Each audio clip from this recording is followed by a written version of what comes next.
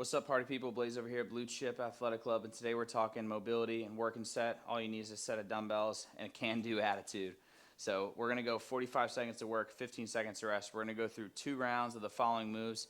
We're gonna get this thing going. So you're gonna go knee 90s to start. I like to do these, really loosen up my hips side to side. All you're gonna do, come down on the floor. You can drop your knees down to one side.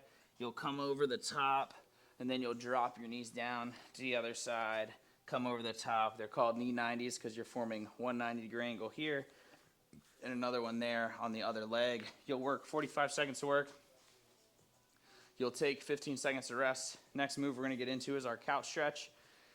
Find yourself your couch, your bench, elevated surface, coffee table, a wall, something that you can get your leg up onto. I'm going to throw my left leg here up onto my bench, bring my left knee down to the floor. And now what I'm trying to do is I'm trying to just floss forward and back, staying nice and tall, getting that stretch across my left hip flexor. Now, if for some reason you're like, Blaze, this hurts so much, I don't know what I'm doing. Am I doing this wrong? No, you're probably doing it right, first off.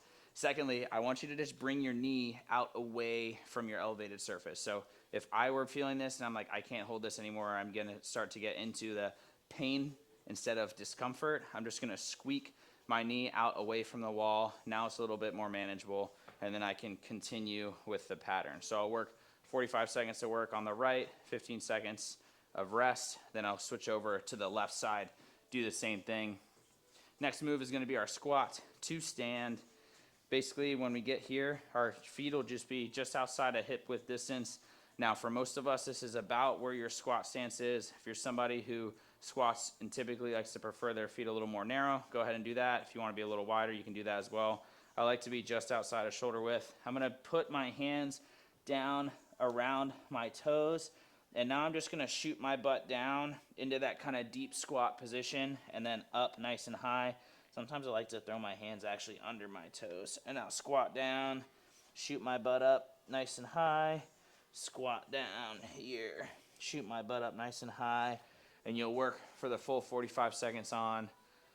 You'll take 15 seconds to rest, and the last move we're going to rip through here is going to be our hip cars. Now, hip cars are basically just going to be hip circles. We can do these kneeling, standing, however you want to do them. Today we're going to do them kneeling. So to get into this pattern, we're going to be here kind of down on all fours, making our tabletop position. Imagine that you're a dog peeing on a fire hydrant. That's what it's going to kind of look like.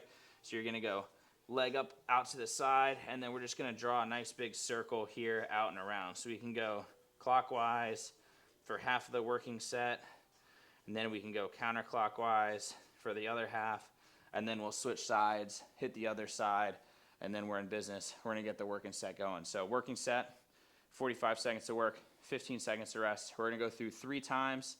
First move is going to be our seated dumbbell good morning. Now for this, you only need one of your dumbbells. You're going to come up here, sit on your bench, your couch, your elevated surface, whatever it is going to be.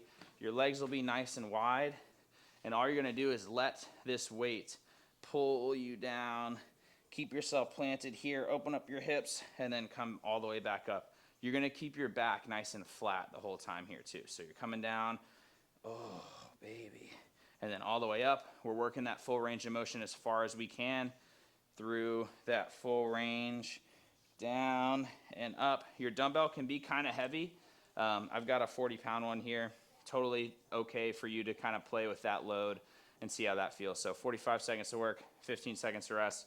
Then we're going to get into our toughest move of the day, which is our push-up to dip transition. So for this, you're going to need both sets of dumbbells. I'm going to put them up here, kind of up on their side. Now, if your dumbbells don't do this and you have a set of kettlebells, please feel free to do those. If for some reason you don't have access to either one, I'll show you kind of a variant that you can do here. So if I'm going to be in this position, we're going to go first push-up. So push-up is happening first. I'm going to be up here on these, push-up here and up.